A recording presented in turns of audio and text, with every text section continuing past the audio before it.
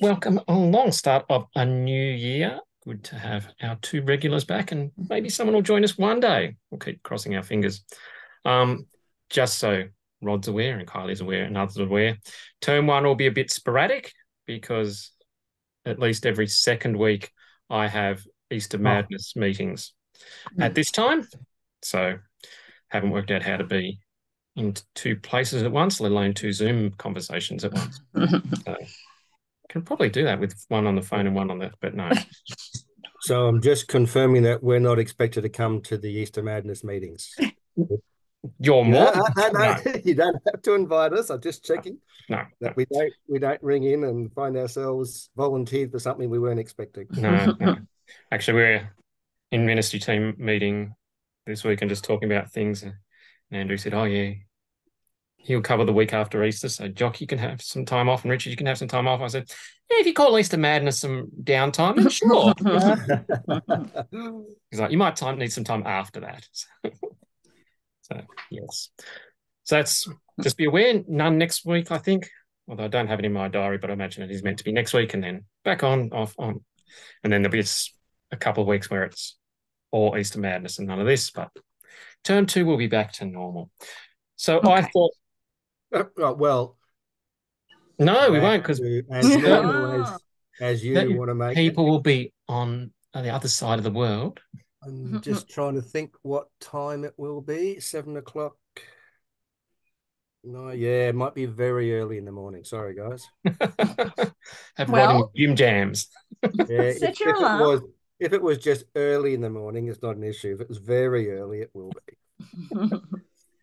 It's where you are. I think that's the way it is. Yep. So I thought, as we always do, or often do, we're going to look at the book that I'm reading at the moment. And I'm in the middle of Andrew Root's Churches and the Crisis of Decline. That's a thrilling thing. A hopeful practical ecclesiology for a secular age. There you go. That makes you want to read it, doesn't it? What Riley just went, I had it in my brain. We were talking about Andrew the minister.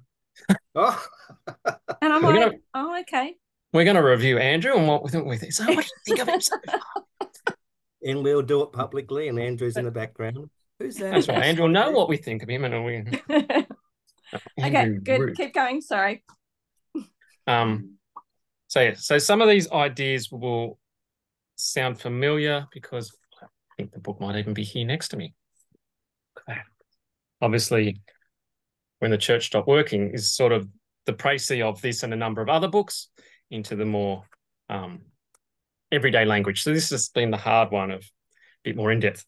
But what Andy Root likes to do is to often work through his ideas, taking a theologian and taking a story. So in this case, he's working through some ideas from a German theologian called Karl Barth. And Barth, B-A-T-H, B-A-R-T-H. So Karl Barth, one of the great German thinkers of the last century, and he plays that off against a fictional church called St. John the Baptist. And so in the fictional story, it's sort of, it had been a church for a long time, went into decline, and eventually got to a point where it's no longer sustainable, and the overseeing body of the church, denomination, that's the word I'm looking for. I had a D in my head and wasn't coming. Denomination sells it off and it becomes a restaurant sort of thing.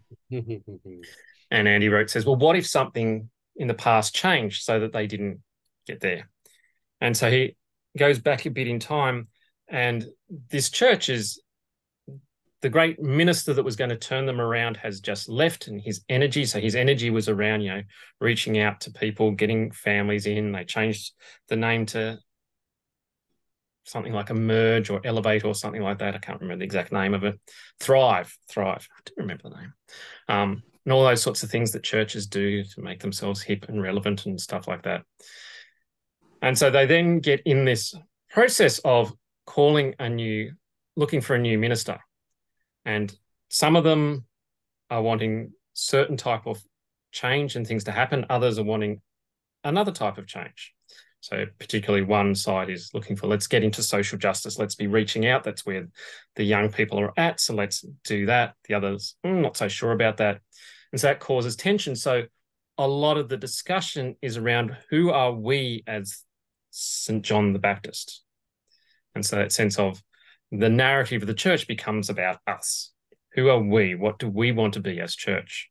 And into this space comes, I think it's the grandson of one of the old ladies who'd been part of the church, drifted away a little while, came back, was part of this small little Bible study group that met on Tuesday evenings, and then she passes away. And shortly after she passes away, this grandson comes along to the Bible study and says, Grandma told me to do 3 things. Can't remember the first two, but I've done that, I've talked to people. The third one was find God or connect with God. So I've come here so you can tell me how to do that. And one of the ladies who's on one of the sides of the thing sort of goes, do we? Do we know how to help people to connect with God? Do we know how to connect with God? And so that's sort of where Andy Root delves into this idea that in the secular age that we live,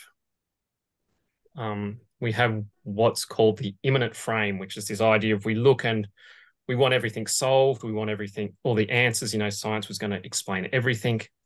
And so there's no room for the transcendent. There's no room for God to be active in the world. It's just everything's there. And that when we are in this immanent frame, then the solution for the church, the church is obviously in decline. Numbers are going down. Our response is we need to get active, do new things, try new things. But he suggests maybe the response is to go, actually, the immanent frame isn't closed, but that God is actually active in the world. And that we need to help people to see how. And so that question of, Grandma's told me I need to meet God, help me to know how to meet God, becomes then their defining story. Let's put aside the who is St. John the Baptist Church, but instead let's think about how we connect with God and how we help others to connect with God, which probably doesn't come as a surprise, speaks to me because I think that's what the church should be doing. That we've got caught up in the let's keep busy, and he sorts of draws on that sense of when we're in that let's keep busy, let's come up with things, God becomes a commodity. And you can probably think of people saying, we just need to get out there and help people to realize that they've got sin is a problem, but we've got the solution to that. We've got God and his forgiveness. In that sense, God almost becomes, here's this product that we can sell you, but God is far greater than a product. And so he's drawing on Karl Barth. In Germany, his father was a very conservative minister. He rebels and wants to go to one of the sort of liberal colleges. I think it's Marburg. Ends up going there, isn't completely satisfied with what they're saying, goes somewhere else and then starts as a pastor. And he's dealing with, they've just come out of World War One. Science was meant to have solved everything, but we've had this war to end all wars and all this, and things still aren't going terribly well. And so this immanent frame, this we can understand everything, and doesn't seem so closed. And then he meets and hears about this pastor in another part he goes to visit, who is actually experiencing Jesus, and people are experiencing Jesus and God through him. And so he comes, sits down under an apple tree, writes down all these thoughts, one of which you'll have seen in the email is God is God. And so that sense of how do we dwell in the mystery of God is God. God is this being that we can never fully understand. And so how do we help young people, all people in the church, to try and connect with this God that we can never fully understand, rather than let me tell you some information about God, which is where I think the church tends to go. Let's give you the head knowledge, is where we are good at. forget who it is. I think it's Mark Iaconelli talks about, it's almost like we've got our frontal lobe down to here because of we've got all this knowledge about God, but have we actually ever connected with God? So, yes, that sense of maybe our problem isn't we've got to decline and we've got to get busy, but maybe, as was in this book, and we're just getting into now, maybe it's about being still and waiting and hearing God and connecting with God. What are your thoughts on all of that? Blurt. Blur. I had a number of thoughts as you were going through. I should have written them down, but I was busy writing some notes of what you were saying. If I recall correctly, he gave us an example of our usual response is, let's look at doing something new, etc. Yep. And gave us that we should be, our real response should be, how do we, and help. So I put, how do we, and then in brackets, and help others, close brackets, to connect with God. I guess I say, yeah, that's very good. And it's one of these things where some people will be saying, but I connect with God in this way. And that may be that they seek new things to do because they didn't feel that connection with God in doing it the way it was old or the way it was done previously. And for that grandson, I see that being very much, Granny was there. I obviously didn't stay around, but in responding to her request for me, helped me connect to God because I don't know how to do it. He's seeking, and the churches probably also many times don't know how to do it for that person. They are seeking ways for themselves, and they think things might happen for themselves if they do things differently. That's probably a little bit jumbled up, but as you were going through that, I was saying we could well jump to conclusion. I am connecting with God when I work at the op shop. That's I'm worshiping with God, but I guess Andy Reach is asking further questions. How are you really connecting? How are you going to help other people to connect with God? When they come into the op shop, my presence is not their answer necessarily, unless I manage to do the right thing. When we go to brigade, my presence and my devotion and my this or that is probably not the answer to many of the people that are there. For some, it might be. There's little bits that maybe I need to understand better to help that connection occur. That's probably where I'm not very good at it. Seeing what I've not done wrong, but seeing what I haven't completed to allow that connection to go or to happen. Yep. Demonstrate it or to live it out in the right way that helps that person. I think I'm on the right track, but it didn't help Joe and Harry and Tom and Dick and whatever else, whether it was an age issue, a society issue, I don't know. But the challenges, I guess, for us all is great to ask the question, and then we've got to keep asking ourselves, how do we ourselves and when we're doing it ourselves, allow room for others to, if that's their way, to connect. Because if we found the answer, gee, won't we have a huge church? And I don't think that's the answer. I think the huge church may not be the right connection. Yes. They might go, oh, we've totally stuffed up. We've got this huge church, but no. Yes, not intimate. Yes, and it's definitely, it's that journey and that sense of different people will connect in different ways. And for some people, it's about doing something new. So he's not saying you don't do the new thing, but it's the natural thing isn't to jump to, oh, we need to try something new. Because that just gets us caught up in the busyness. And some of what he was saying, I think it was today I was reading, it's that sense of we get caught up and become so busy in what we're doing that we're divorced from the world. And he was sort of saying, we need to love the world so that we can understand God, and we understand the world because we love God, sort of thing. And you can think about, the natural image I had was there was a woman at Kylie's school back in Newcastle that wouldn't go to a staff meeting if it was in a pub because, well, we divorce ourselves from the world. And that sense is that I love God so much that I withdraw. I'm so busy, I don't. Whereas God would be, but I love that. I love the people in the pub. Why aren't you there?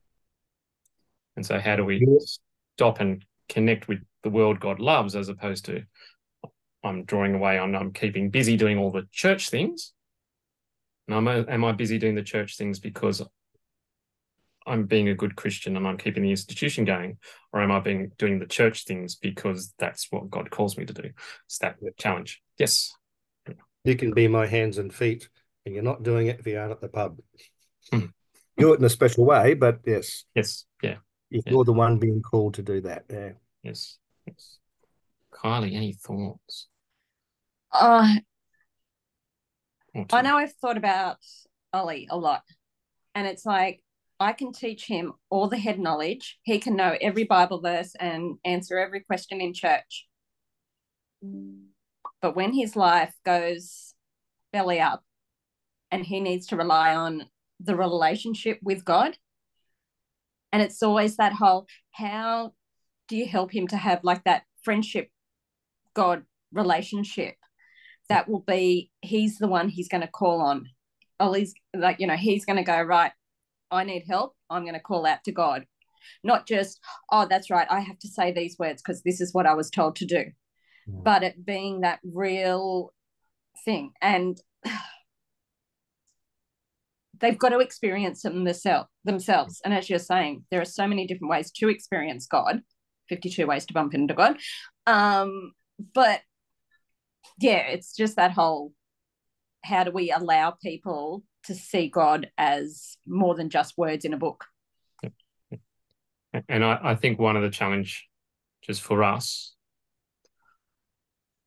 and maybe it's because I was in the Baptist church and that's what my Sunday school did, but I suspect most Sunday schools did. Sunday schools were very good at teaching us knowledge about God and teaching us the stories. They haven't been good at teaching us how do you experience, how do you do some of those things. Maybe your Sunday schools were different and stuff like that. I don't know. But yes, I think, and so most of us find it very difficult to go, oh, how do I do this? Because I was never taught to do this. So I guess that's one of the challenges for us as church, as we're connecting with young people, we can actually start them on that journey in a different way and go, okay, we're not just going to be here to give you head knowledge. We're actually here. Yes, which is why. Sorry, you go. I find that when I pray and I see prayers answered, I get really excited. And then next time when it happens, it's like, okay, that's cool. I know, got answered, and, it's again, that's only one way. But I think even, prayer is an important thing. Yeah. I think being reminded of some of those, the principles in Here to Stay, so that, yes, we do need some of that head knowledge, but we do need some of those mountaintop experiences. But you can have a mountaintop experience and not know that you actually had it or what it means. Yes. And that's just where you're coming from.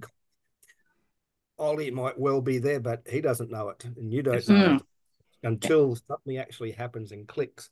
And sometimes it's a mighty crack, and sometimes it's just the door stops squeaking.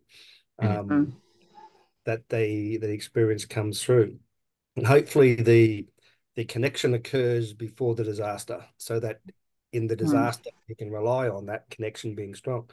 But some of those things I think we just need to keep going in all the areas within the church, that Here to Stay aspect.